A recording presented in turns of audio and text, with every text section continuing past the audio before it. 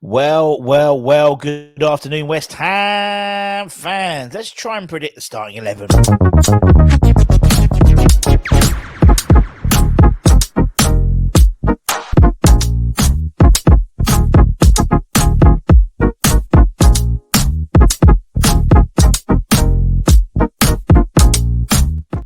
Yes, everybody, Russ and the West Ham Network. Hope you're all safe and well from you and here. Thanks for joining us. If you'd like to subscribe, why not? Thank you. Give me a cheeky like and a little comment afterwards. Be much appreciated. So in a few hours, we kick off against Fulham at Craven Cottage, the third London derby in a row. Undefeated in the last few games, and obviously a draw against Crystal Palace on last week, and beat Tottenham 2-1 at White Hart Lane on Thursday. Not bad. And so hopefully we go to the Fulham game full of beans. Dave Moyes' press conference was early on Friday, so there wasn't too much. It was like literally night, like 10 o'clock. So the players had just started turning up. So there wasn't much team news at all. In fact, there was none at all. So we're going a little bit blind. And, we don't really know much. There's rumours about players who might have had a knock, who might not have had a knock. So I'm going to try and predict the 11.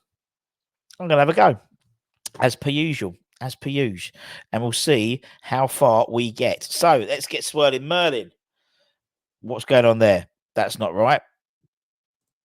That's right. Just like a random. What is that? I'm going to delete that one out of the thing. What's it even called? Oh, it is. I know it is. Okay, I'll keep it. So, obviously, one of the main talking points from the team when it was announced on Thursday was Fabianski playing and Areola having a injured wrist. Now, there's reports that he might be back. There's reports he might not be back. I'm going to assume it's all right. I mean, what Moyes was saying was he didn't want to risk him. So for me, that assumes that it's not too bad, unless we hear otherwise. So, and even if we do, then Fabianski, I thought, did admirably. Is that the right word? You say a word so many times, it doesn't sound right. I'm just going to shrink myself a little bit, make it a little bit admirably. You know what I mean? You know what I mean? Anyway, so I'm going to put Areola in on the assumption that he'll be back, because also we'll need Fabianski next Thursday. Freiburg. We've got Freiburg.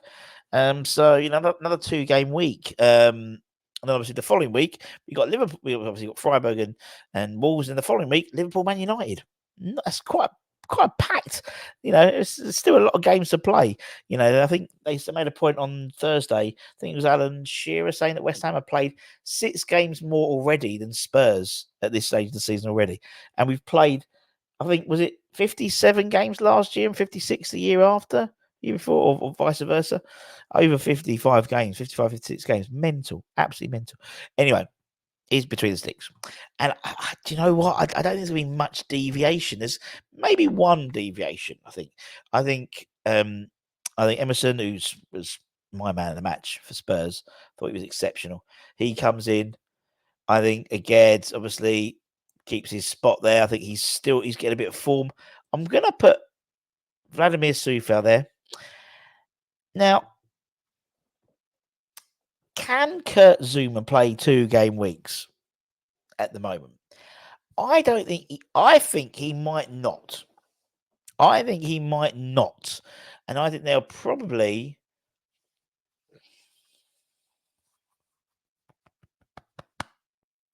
I think Mav comes back in. I'm gonna throw it in there. The only reason is because usually the 2-game weeks is what's his face? It's usually a European game, and obviously with the European games, then the assumption is that Mavropanos plays.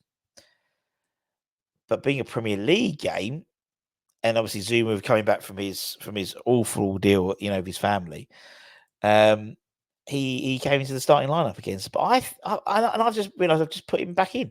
I don't want him back in. I'm going to put Mavropanos back in. Let me just sort this out. Oh dear! I'm saying I'm going to put Mavropanos in, and I put Kurt Zuma in. Mav's in. I'm going to put Mav in.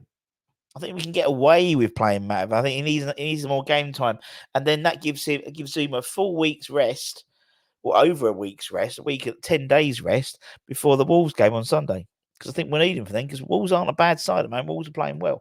I think the rest of the side picks itself. In all honesty, I mean Alvarez continues. I mean again, this formation isn't the right formation we work with. Realistically, the formation we work with is this: you get Alvarez, you get JWP, you get Tommy Soucek, and then you get a front three. Really, it's a front three. I've decided now of Bowen, of Kudus, and Paqueta. Throughout most of that, oh, just so you can't see there we go. Throughout most of that game against Spurs, it changed. It started. Kudus was in the 10, in the sort of the 9 rather. Bowen was on the right, and then a little bit later on, you saw Bowen on the left, Kudus on the right, and Paqueta there. Whatever happens, whatever formation, you've always got Soucek as your sort of focal point, the person to knock it down to, knock it up. Is always him. Where we always knock up Antonio, we always knock it up to him. Sometimes if oh no, I just turned him around. I mean to turn him around. Sometimes if Paqueta's there, they'll go for the left hand ball to him, who then knock it off to Bowen. But yeah, I think that's basically the side. I can't see unless we find out any major difference. Unless someone's like the whole thing with Fabianski. No one picked it up on Fabianski and Areola. No ITK picked that up at all, and that's a major thing. So sometimes information's given what for me it proves again that not everything that an ITK doesn't know everything about what's going on in the club, because someone that happened the day before, someone would have been able to pick that up. Someone would have been able to even see, like on the team bus as they come off, there's no Areola, it was Joseph Anang, or so you'd have assumed that already happened already, but there was nothing, no rumblings of that at all. So not good ones there from the old ITK boys today. But yeah, I mean, that's I can't really see any changes. I don't think they're bringing anyone else in. No, I think that'll be it. I think that'll be a lot. What do you think? Let me know in the comments below. Don't forget to go and check out the Advent the Advent calendar today, which is day 10. Day 10? Yeah, Tony Cotti. So go back and watch our Advent video this morning. All of the full length videos, full length interviews are all on the West Ham Network page. They're on the playlist, the whole play, over 100, 110, something like videos for you to go through. And some you might have missed out, some you might not have seen, some you might want to go and watch again. We never know. And until next time, don't forget to, and actually on the Tony Cotti one today, all you got to do, just make sure you subscribe and put a little comment, and you can win something. You can win. I know, what can you win? Let's have a look. What can we win? You can win, what we got here? You could win a Ginger Pele signed picture. You could do. It's a bit of a raffle. I put my hand in, I pull it out. So you could win that. You could win Sebastian Schemmel print. You could win a Liam Brady autograph, a Trevor Brooking 1980 program print with it signed by him and Phil Parks. And it's a luck of the draw. But it doesn't cost nothing.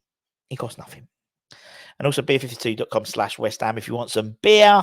Just cover the postage costs and you get 8 lovely craft beers, or wine52.com/West Ham United. And for the covering the postage again, you get 3 bottles of good plonk for Christmas. Anyway, take care, stay safe, stay warm, stay humble. Keep the faith, my friends, and come on, you bloody irons. Let's beat the Cottagers today.